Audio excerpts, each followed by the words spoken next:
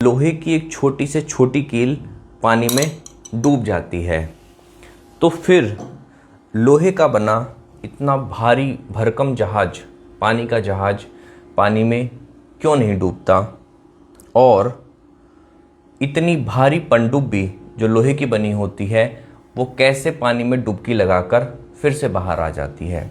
आज हम इसी टॉपिक पर बात करने वाले हैं। जहाज और पनडुब्बी पर जाने से पहले हम साइंस के एक बहुत बेसिक कॉन्सेप्ट को समझते हैं जिसको कहते हैं डेंसिटी, या हिंदी में इसे कहते हैं घनत्व। इस टॉपिक को समझना इसलिए ज़रूरी है क्योंकि इसकी ज़रूरत हमें फिर जहाज और पनडुब्बी वाले केस में पड़ती है। देखिए, डेंसिटी, डेफिनेशन से डेंसिटी जो होती है वो मास अपॉन वॉल्यूम होती है। किसी भी ऑब्जेक्ट की डेंसिटी मास और वॉल्यूम का रेशो होता है। अब डेफिनेशन से बच्चों को कुछ क्लियर नहीं हो पाता तो हम एक आसान तरीका लेते हैं। हम एक क्यूब लेते हैं, एक समझ लीजिए एक बकेट बनाते हैं, ठीक है। बकेट ऐसी बनाते हैं जिसकी तीनों साइड लेंथ, ब्रेथ और हाइट 1-1 मीटर की होती है, तो उस केस में ये बन जाता है क्यूब। और इसकी तीनों साइड 1 सेंटीमीटर की हैं, तो इसका वॉल्यूम कितना हो जाएगा? साइड का क्यूब, जिसको हम लिखेंगे 1 मीटर क्यूब। ये इसका वॉल्यूम हो गया। अब आपको क्या करना है? सबसे पहले इसमें पानी भर दीजिए।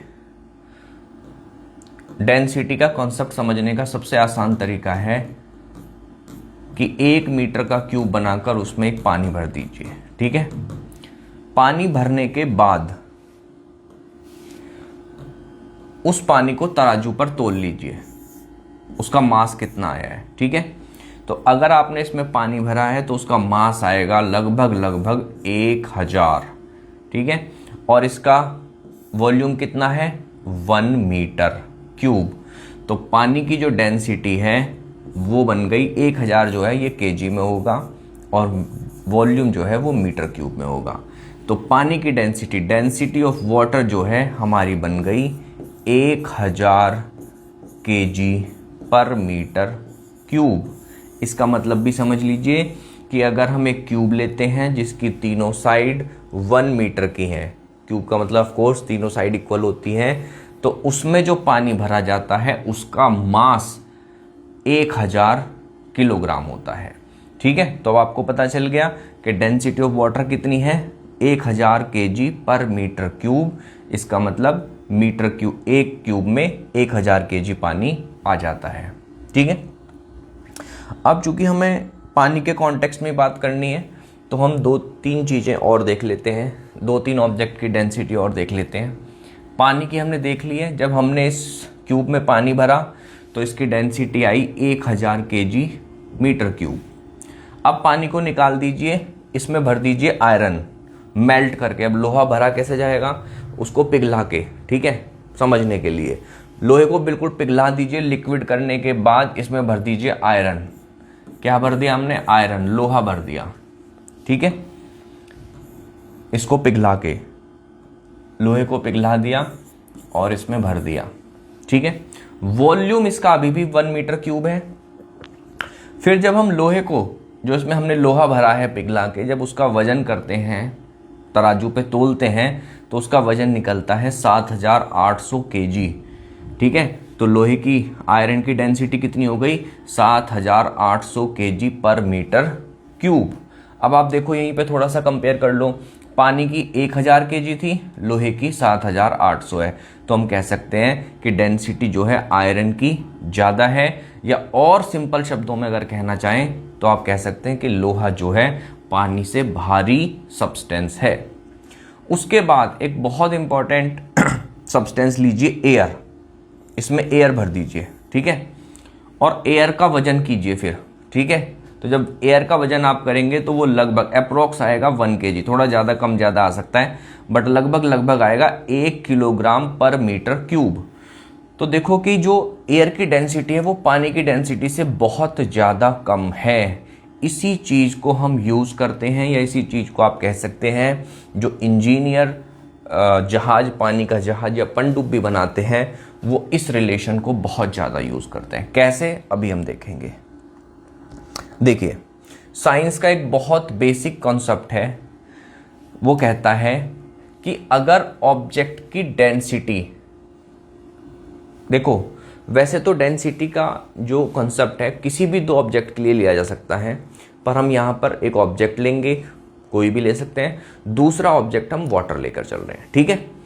तो हमारा जो ऑब्जेक्ट है अगर उसकी डेंसिटी वाटर की डेंसिटी से ज़्यादा है, ठीक है, जैसे हमने देखा था यहाँ पर लोहे वाले केस में, आयरन वाले केस में, अगर ऑब्जेक्ट की डेंसिटी ज़्यादा है वाटर की डेंसिटी से तो वो डूब जाएगा, पानी के अंदर डूब जाएगा। ये पानी भरा हुआ है, वाटर ऑब्जेक्ट डूब गया है, ठीक है। अगर पानी की डेंसिटी के इक्वल है तो ऑब्जेक्ट जो है पानी की जो ऊपरी सतह है जो अपर लेयर है उसको टच करते हुए तैरता रहेगा। और अगर ऑब्जेक्ट की डेंसिटी पानी की डेंसिटी से कम है तो फिर ऑब्जेक्ट पानी के ऊपर तैरेगा, ठीक है। ये तीनों केस आपको याद रखने हैं। अब आ जाते हैं हम अपने मेन टॉपिक पर। अब जब पानी का जहाज बनता है लोहे का, और हमने देखा कि जो लोहा है उसकी डेंसिटी तो ज़्यादा होती है, तो ये जहाज डूब जाना चाहिए। लेकिन जहाज बनाते टाइम जो इंजीनियर्स हैं वो क्या करते हैं कि इसमें बहुत सारा एरिया ऐसा रखते हैं, खोखला रखते हैं या होलो रखते हैं जहाज बनाते टाइम, और उसमें भर देते हैं क्या, उसमें भर देते हैं वो एयर, ठीक है, एयर भर देते हैं। जो खोखला वाला पार्ट है उसमें, होलो पार्ट है उसमें उन्होंने एयर भर दी है। अब क्या हुआ है कि एयर की डेंसिटी पानी की डेंसिटी से 1000 गुना कम होती है, जैसा कि मैंने आपको बताया। तो लोहे की डेंसिटी और हवा की डेंसिटी दोनों मिलकर जो एवरेज डेंसिटी आती है, एवरेज डेंसिटी जो आती है शिप की, वो कम रहती है डेंसिटी ऑफ वाटर से, ठीक है। अगर इसमें हवा नहीं भरेंगे तो फिर तो लोहे की डेंसिटी ज़्यादा है, डूब जाएगा। तो इन्होंने क्या किया कि इसको तैरने के लिए हवा का इस्तेमाल किया या हवा का सहारा ले लिया।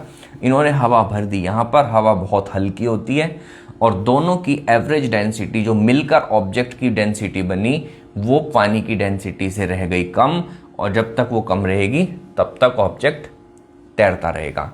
लेकिन इसका मतलब ये नहीं है कि हम इस पर कितना भी सामान रख लें। जब इसका सामान बढ़ता, ज़्यादा इसमें हम सामान रखते जाएंगे तो इसका मास बढ़ता जाएगा बढ़ता जाएगा, और एक टाइम पे ऐसा हो सकता है कि इसकी डेंसिटी वाटर की डेंसिटी से ज़्यादा हो जा रही है, डूब जाए। तो लिमिटेशन होती है, ठीक है, ऐसा नहीं है कि विदाउट लिमिट आप भरते चले जाएं। एनीवे, तो ये हुआ जहाज का केस। पनडुब्बी का केस बहुत इंटरेस्टिंग है, क्योंकि पनडुब्बी कभी तो पानी के ऊपर रहती है और कभी कभी ये क्या करती है, पानी के नीचे चली जाती है, ठीक है, फिर ऊपर आ जाती है। डुबकी लगाना इसे बोलते हैं, पनडुब्बी जो है डुबकी लगा लेती है आसानी से। तो दोस्तों, इसमें जो डुबकी लगाने में इसकी हेल्प करता है, यहाँ पर एक बेसिकली, और ज़्यादा टेक्निकल डिटेल्स में हम नहीं जाएंगे, यहाँ पर एक टैंक होता है, वो इसकी हेल्प करता है, ठीक है। उस टैंक में भरी होती है हवा। जैसे यहाँ पर पानी के जहाज में हवा भरी हुई थी, तो ऐसी इसमें हवा भरी होती है। लेकिन अगर हवा भरी होती है तो फिर ये पानी के नीचे कैसे चली जाती है? तो देखो दोस्तों, इसके लिए इस टैंक को मैंने अलग से बनाया है। इस टैंक की खास बात ये है कि जब इसमें सारे टैंक में, पूरे टैंक में आपने हवा भर दी है, ठीक है, तो उस टाइम पे क्या होगा, एवरेज डेंसिटी, जब हवा भरी हुई है सारे में, तो एवरेज डेंसिटी जो है वो कम हो जाएगी। एवरेज डेंसिटी ऑफ वाटर से कम हो जाएगी और ये पानी पर फ्लोट करने लगेगी, ठीक है। अब जब इसको नीचे ले जाना होता है तो क्या करते हैं, मोटर लगे होते हैं इसमें, इस टैंक में बहुत पावरफुल मोटर होते हैं वो, ठीक है। मोटर की हेल्प से इसमें पानी भरना शुरू करते हैं नीचे से, ठीक है। जब इसमें पानी भरना शुरू करते हैं, ये नीचे जो पानी वाला पार्ट दिखाया है, लिखा भी है मैंने, तो जैसे जैसे इसमें पानी भरते हैं हवा क्या होती है, हवा सिकुड़नी शुरू हो जाती है, कंप्रेस्ड होनी शुरू हो जाती है, ठीक है। जो जगह हवा ने ली हुई थी, अब वो जगह ले ली है पानी ने, और हवा बिल्कुल सिकुड़ती हुई चली गई है, कंप्रेस्ड हो गई है। ठीक है, कंप्रेस्ड हवा होने के कारण क्या होता है कि जो हमें बेनिफिट मिल रहा था हवा के फैलने की वजह से, इसकी डेंसिटी कम थी, ठीक है, और लोहे की ज़्यादा थी, दोनों की मिलाकर कम बैठ रही थी। लेकिन अब क्या हुआ कि हमने हवा को बिल्कुल सिकोड़ दिया, कंप्रेस्ड कर दिया, तो इसकी डेंसिटी भी बढ़ गई, हवा की डेंसिटी भी बढ़ गई। देखो, जब आप मैटर पढ़ते हैं सॉलिड, लिक्विड और गैस, तो सिर्फ गैस में ये गुण होता है कि उसको बहुत ज़्यादा लेवल तक हम कंप्रेस्ड कर सकते हैं, ठीक है, दबा सकते हैं। तो हमने क्या किया कि हवा को दबाकर उसकी डेंसिटी बढ़ा दी और उसकी जगह भर दिया पानी। ठीक है, तो अब क्या हुआ कि ये टैंक भी भारी हो गया। ठीक है, और टैंक भारी हो गया, एवरेज डेंसिटी पानी की डेंसिटी से ज़्यादा हो गई।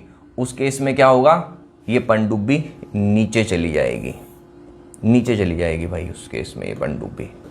ठीक है, नीचे दूसरे केस में। और अब क्या करना है, अब अगर इनको फिर से पनडुब्बी को ऊपर लाना है तो क्या करते हैं, ये मोटर लगे होते हैं, ये पानी को निकाल देते हैं, पानी को निकाल देंगे। ठीक है, वो सब इंजीनियर्स करते हैं, कैसे निकालते हैं वो उन चीज़ों में नहीं जा रहे, लेकिन पानी को निकाल देते हैं ये।